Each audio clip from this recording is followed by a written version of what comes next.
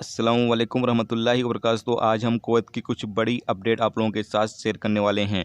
पहली अपडेट ये है कि कुवैत में घरेलू कामगार यानी डोमेस्टिक वर्करों की काफ़ी ज़्यादा कमी देखने में आ रही है, क्योंकि पिछले 1 से 1.5 साल में कुवैत से डोमेस्टिक वर्कर जा रहे हैं, जबकि नए वीज़े पर नए लोग नहीं आ पा रहे हैं।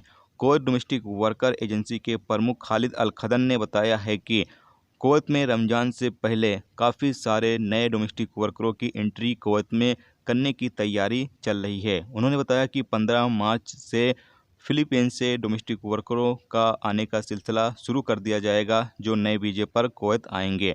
इसके अलावा उन्होंने ये भी जानकारी दी है कि इंडिया से भी एक बैच आने वाले 8 से 10 दिनों के अंदर कुवैत पहुंच जाएगा नए वीज़े पर, यानी कि इंडिया से भी डोमेस्टिक वर्कर नए वीज़े पर कुवैत आएंगे।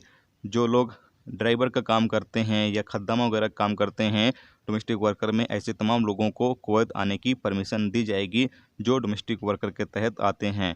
जबकि उन्होंने बताया कि भारत से तकरीबन 1 साल से ज़्यादा हो चुके हैं नए वीज़े पर लोग कुवैत के अंदर नहीं आ पा रहे थे कोरोना वायरस की वजह से।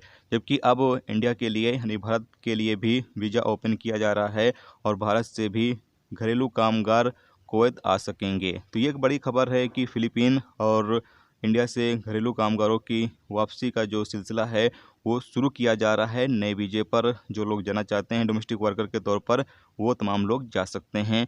वीज़ा आपको हासिल किस तरीके से करना है, आप अपने कफ़ील या कंपनी से ने जो आपका स्पॉन्सर है या जो आपका कफ़ील है उससे आप कांटेक्ट करें, वो आपको वीज़ा जारी करके देगा। उसके बाद फिर आप आ सकते हैं कुवैत नए वीज़े पर। इसके अलावा अगली अपडेट ये है कि मैबोला में कर्फ्यू के दौरान एक एशियाई को गिरफ्तार किया गया है। रिपोर्ट के मुताबिक बताया गया है कि मैबोला के इलाके में एक बस में एक एशियन यानी बस लेकर आया और वो सिक्योरिटी अधिकारियों को देखने के बाद डर गया, जिसके बाद सिक्योरिटी अधिकारियों को उसके ऊपर शक हुआ और जब उन्होंने बस की तलाशी ली तो पता चला कि उसके अंदर शराब रखे हुए थे। बस को जब्त कर लिया गया और शराब की बोतलें भी जब्त कर ली गई हैं और इस एशियाई को गिरफ्तार कर लिया गया है। जैसे कि आप सामने इमेज देख सकते हैं। याद रहे कि कुवैत के अंदर किसी तरह का कोई भी गैर कानूनी काम अगर आप करते हैं तो आपको पकड़े जाने के बाद कुवैत से डिपोर्ट कर दिया जाता है और दोबारा कुवैत आने पर पाबंदी भी आयद कर दी जाती है। इसके अलावा अगली अपडेट ये है कि कुवैत में कोरोना का कहर जारी है। पिछले 24 घंटे में 1505 नए कोरोना वायरस के मरीज नए निकलकर सामने आए हैं, जबकि 4 लोगों की मौत भी हुई है। इसके अलावा 1080 लोग पिछले 24 घंटे में ठीक भी हुए हैं। पिछले 24 घंटे में 8780 लोगों का कोरोना टेस्ट भी किया गया है, जबकि इस वक्त कुवैत में एक्टिव केस 14,510 हो चुके हैं।